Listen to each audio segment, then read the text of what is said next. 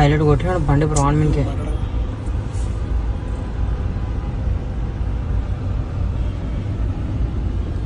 చూసిండ్రా అల్లుడు సీను, హిందీ ఛత్రపతి, సాక్ష్యం, జయ జానకి నాయక సినిమాల హీరో బెల్లంకొండ శ్రీనివాసు రూల్స్ ఎట్లా పాటిస్తున్నాడు. కారును రాంగ్ రూట్లో నడుపుకుంటా పోతున్నాడు. నేను హీరోను, నన్నెవడు ఆపేదన్నట్టు రయ్యమని పోతున్నాడట. కానీ హైదరాబాద్ పోలీసులు ఊకోరు కదా. అందరూ ఓతీరుగా పోతుంటే గీ కారేంది వాళ్ళకి ఎదురుగా పోతున్నదని ఆపిండట.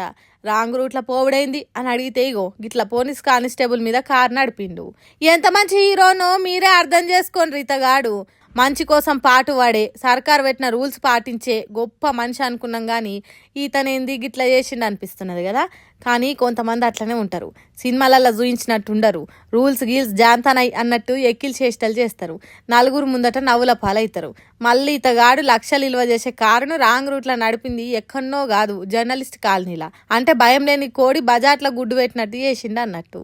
కానీ కానిస్టేబుల్ ఊకోకుండా కయ్యం పెట్టుకున్నంత పని చేసి కారును వెనుకకు మలిపించిండట. ఆహా, నువ్వు హీరో అయితే సినిమాలలో కావచ్చు కానీ మా ట్రాఫిక్ వాళ్ళదన కాదు అన్నట్టు చేసిండట. దెబ్బకే సినిమాలలో హీరో చేతిలో దెబ్బలు తిన్న విలన్ తీరుగా తోక ముడుచుకొని వెళ్ళిపోయిందట.